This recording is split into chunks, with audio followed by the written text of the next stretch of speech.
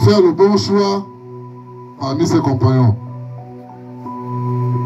est l'un des principes, est l'une des clés que nous devons utiliser pour pouvoir parvenir dans la marche avec notre Dieu. Il y a plein de connexions, il y a plein de principes, mais ce principe est un principe phare. À partir de ce principe, nous pouvons rester attachés à Dieu afin de voir l'impossible devenir possible dans notre vie. Parce que tant que tu vas marcher avec de mauvais choix, tu ne verras pas l'impossible devenir possible dans ta vie. Le mauvais choix peut être un ami, une connaissance, un parent, un enfant.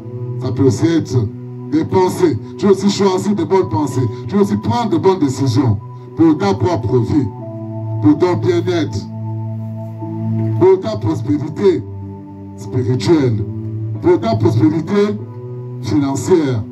Tu dois faire les bons choix. Et tu verras des choses qui ne peuvent pas être concrètes dans ta vie se concrétiser à cause des choix que tu auras faits. Parmi ces connexions, il y a le principe fondamental que nous devons nous appliquer nous-mêmes. Nous devons nous appliquer nous-mêmes ce principe de choisir ce qui est bon pour nous, pour voir les merveilles de Dieu, pour comprendre la volonté de Dieu, pour marcher dans la joie de Dieu, pour marcher dans même le miracle de Dieu. Si nous faisons les bons choix, si nous prenons de bonnes décisions, Dieu aussi est avec nous. Les mauvaises compagnies, alléluia, vont nous déconnecter de Dieu. Sinon du surnaturel, parce que Dieu c'est le surnaturel. Mais lorsque tu fais de mauvais choix, lorsque tu marches avec de mauvaises personnes, cela va te déconnecter de ta source. Cela va te déconnecter de ce qu'on appelle Dieu, de l'essence même de Dieu, de la personnalité même de Dieu. Ça va te déconnecter du Saint-Esprit. Et tu ne pourras plus comprendre ce que Dieu veut, ce que Dieu attend de toi, où Dieu veut t'emmener. Parce que tu as fait un mauvais choix. Parce que tu n'as pas fait le bon choix. On ne peut pas fréquenter les hommes impies et s'attendre à bien marcher, et s'attendre à bien raisonner, et s'attendre à bien avoir la vision véritable de Dieu, et à s'attendre à comprendre la volonté de Dieu dans sa vie. Alors, nous nous devons donc de nous séparer des impies. Et dire non, lui là c'est un impie, celle-là c'est une impie. Même si c'est ton parent, même si c'est ton frère, il ne peut pas racheter ton âme.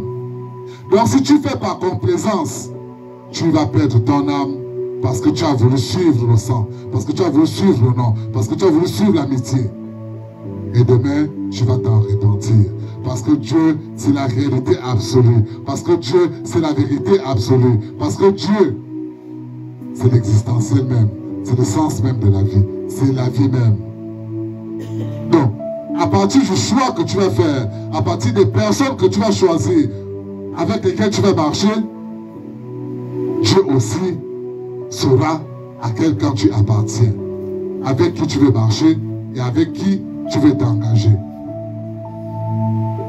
Le bon choix, c'est de choisir quelqu'un qui sert Dieu. Pas quelqu'un qui fréquente l'église. Pas quelqu'un qui entend parler de Dieu. Pas quelqu'un qui vient s'asseoir dans la maison de Dieu. Mais quelqu'un qui suit Dieu. Quelqu'un qui pratique la parole de Dieu. Quelqu'un qui est disciple de Dieu. Parce qu'il y a une différence entre quelqu'un qui vient écouter, entre quelqu'un qui vient entendre et quelqu'un qui suit la discipline. Donc quelqu'un qui est disciple de Dieu. C'est à toi de faire ce choix.